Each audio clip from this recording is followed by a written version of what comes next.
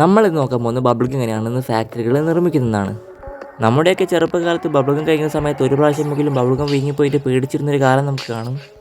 നിങ്ങൾക്കും ഇതുപോലുള്ള അനുഭവങ്ങളുണ്ടെങ്കിൽ താഴെ കമൻറ്റ് ബോക്സിൽ കമൻറ്റ് ചെയ്യണേ മറക്കല്ലേ ഗൈസ്. ബബിൾഗം പൊതുവേ നമ്മളെല്ലാവരും കഴിക്കുന്ന വസ്തുവായിരിക്കും. പ്രത്യേകിച്ച് ബൂമർ പോലുള്ള ബബിൾഗങ്ങൾ നമ്മളെയൊക്കെ ഇഷ്ടം കൂടിയാണ്.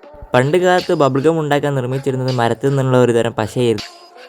എന്നാൽ ഇന്നത്തെ കാലത്ത് പ്ലാസ്റ്റിക്കും റബ്ബറും ചേർന്നുള്ള ഒരു സിന്തറ്റിക് റബ്ബറാണ് ഇന്നത്തെ കാലത്ത് ബബിൾഗത്തിനായി ഉപയോഗിക്കുന്നത്.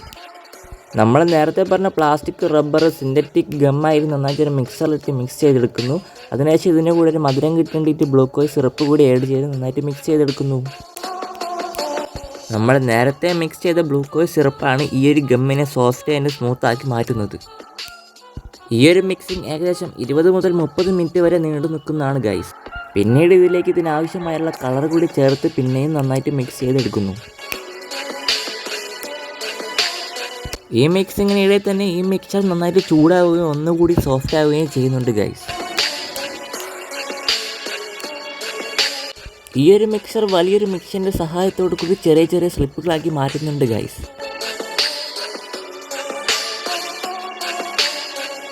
എന്നാൽ നമ്മുടെ ബബിൾഗം ഇവിടെ വെച്ച് റെഡി ആയി കഴിഞ്ഞിട്ട് നമ്മൾ ബബിൾഗം ഇവിടെ വെച്ച് പാക്കറ്റിലാക്കുന്നില്ല. അതിന് കാരണം എന്താണെന്ന് നോക്കിക്കഴിഞ്ഞാൽ ഇവിടെ വെച്ച് തന്നെ ബബിൾഗം പാക്കറ്റിലാക്കി മാറ്റുകയാണെങ്കിൽ ആ പാക്കറ്റിന് മുകളിൽ ബബിൾഗം പറ്റിപ്പിടിച്ചിരിക്കുന്നത് കാരണമാണ് ഇവിടെ വെച്ച് ബബിൾഗം പാക്കറ്റിലാക്കി മാറ്റാത്തത് ഗൈസ്.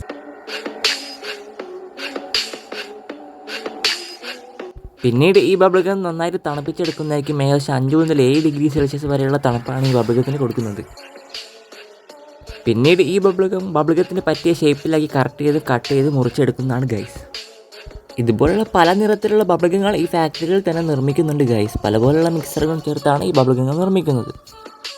അടുത്തായി ബബിൾഗം കട്ട് ചെയ്ത് കഴിഞ്ഞാൽ അടുത്തായി ബബിൾഗം പോകുന്നത് പാക്കിങ്ങിലേക്കായിരിക്കും. അപ്പോൾ നിങ്ങൾ ഈ കാണുന്ന രീതിയിലാണ് പാക്ക്. അപ്പോൾ നിങ്ങളിലേക്ക് ഇത്ര സ്ലോ മോഷനിലാണോ ഈ പാക്ക് ചെയ്യുന്നത്?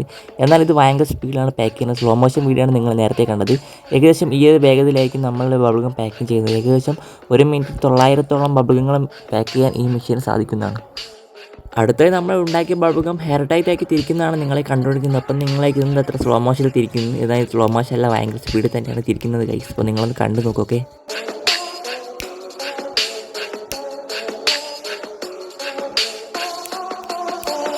അപ്പം നമ്മുടെ ബബിൾ കൂടെ റെഡി ആയി കഴിഞ്ഞാൽ അടുത്തായിട്ട് ഇത് പാക്കിങ്ങിലേക്കാണ്. അപ്പം നിങ്ങൾ ഇതുവരെ വീഡിയോ ലൈക്ക് ചെയ്യാൻ സബ്സ്ക്രൈബ് ചെയ്യാൻ മറക്കരുത് കേട്ടോ ഗൈസ്.